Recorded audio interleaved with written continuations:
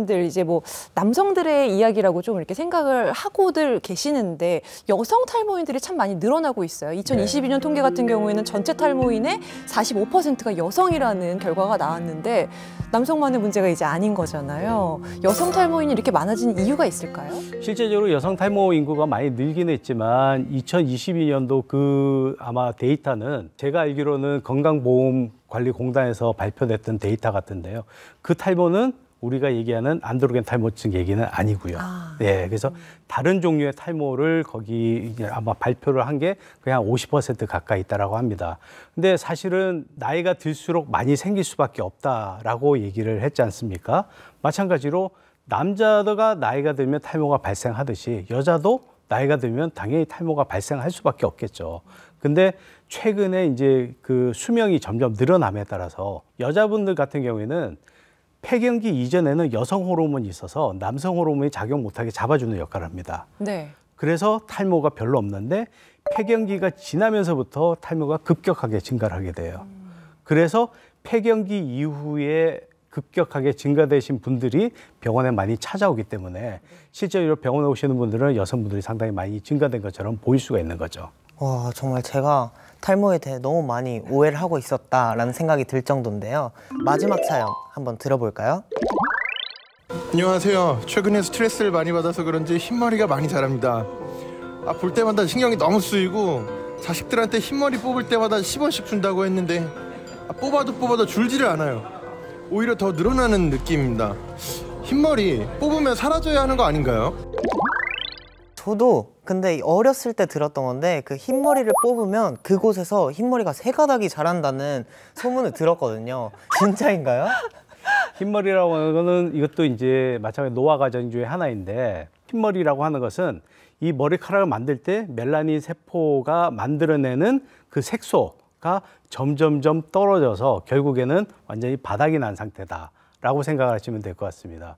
그래서 멜라닌 세포의 능력이 좀 떨어져서 생기는 거고 보통 우리가 흰머리가 나타나는 부위는 보면 이 옆머리부터 시작을 하거든요. 네. 옆머리부터 시작을 해서 이제 전체적으로 이제 많이 번지긴 하는데 왜 옆머리부터 시작하느냐 이거는 아직까지 잘 몰라요. 하지만 통계적으로는 옆머리부터 시작한다는 그런 얘기가 있고요. 하나를 뽑으면 두 개, 세 개가 난다. 사실 그건 크게 근거는 없어요. 근거는 없는데 비슷한 얘기를 하자면 하나를 뽑을 때 그 자리에는 멜라닌 세포 그거 하나만 문제가 있겠냐는 얘기죠. 당연히 거기에 문제가 있으면 그 주변에 있는 멜라닌 세포들도 당연히 노화가 이미 어느 정도 많이 진행이 됐을 거고 뽑으면 뽑을수록 멜라닌 세포 입장에서는 기껏 만들어서 없는 거 있는 거 주변에 있는 거 다 제 원료로 모아가지고 겨우 만들어서 머리카락에다 공급을 했는데 이걸 뽑아버리네. 이러다 보면 나중에 완전히 고갈이 돼서 나 이제 더 이상 못 만들어. 이런 상황이 될 수가 있어요. 그래서 흰머리가 생겨서 계속 뽑게 되면 그 자리는 다시는 검은 머리가 나올 가능성이 점점점 떨어질 수밖에 없어서 흰머리를 뽑는 것보다는 그냥 그대로 두시는 것을 더 추천하는 바입니다. 이 흰머리 제가 진짜 인정하기 싫은데 저도 이제 40대 중반을 향해 가고 있기 때문에 네. 교수님 오늘 모신다고 해서 제가 어제 미용실 가서 이제 뿌리 염색을 하고 왔거든요. 네. 이렇게 흰머리 나는 거를 인정할 수 없다. 그래서 계속 뿌리 염색 이렇게 하고 새치 염색 하시는 분들 많이 계시잖아요, 주변에. 혹시 이 염색을 자주 하는 게 탈모와 또 관계가 있을지 또 궁금해들 하시거든요. 염색을 많이 한다고 해서 염색 때문에 탈모가 발생되지는 않는데요. 네. 다만 염색을 너무 자주 하는 경우에는 두피에도 염증을 일으킬 수가 있어서 그게 탈모에 안 좋은 영향을 미칠 수는 있습니다. 네. 두피에 염증을 일으키는 가장 큰 원인 중에 두 가지 중에 하나가 염색이고요. 또 하나가 펌입니다. 그래서 일반적으로 보통 펌하고 염색은 한 달에 하나 정도, 그 정도 하는 거는 몸에서 회복되는 능력에는 크게 문제가 없다라고 얘기를 하는데 네. 너무 자주 하는 경우에는 회복되는데도 크게 문제가 있을 수가 있다라고 얘기를 합니다. 근데 어제 미용실 갔는데 우리 20대에 이제 일하시는 선생님이 계셨는데 네. 제가 이제 그 염색을 하고 있으니까 사실 저도 20대인데 흰머리가 자주 나서 네. 너무 고민이다 이런 얘기를 하더라고요.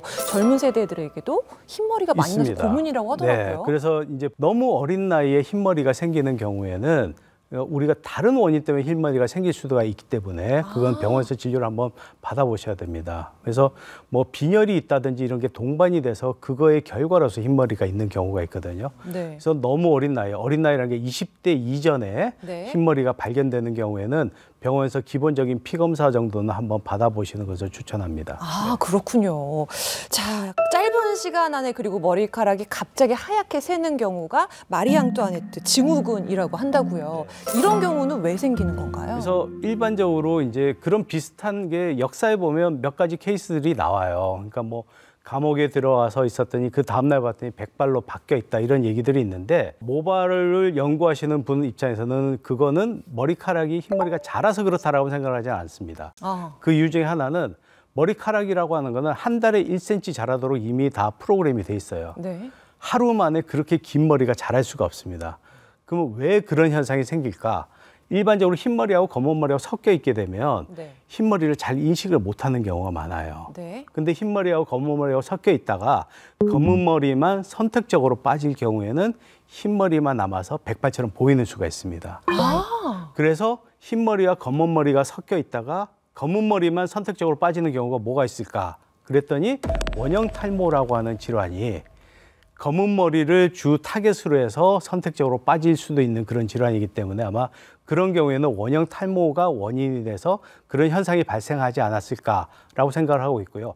실제로 원형 탈모라는 게 스트레스하고도 관련이 많거든요. 네. 그래서 만약에 그런 상황이 되고 감옥에 들어가든지 심각한 스트레스를 받는 상황이 되면 당연히 원형 탈모가 발생할 수밖에 없는 그 원형 탈모의 한 증상 중에 하나로서 갑자기 그렇게 백발처럼 보인 것처럼 그렇게 띄지 않았을까 생각을 하고 있습니다. 그래서 이름이 마리 앙뚜아네트 증후군이라고 마리 앙뚜아네트가 하는군요. 실제로 이제 감옥에 있을 그렇죠. 때 그런 네. 현상을 겪었다라고 해서 그렇습니다.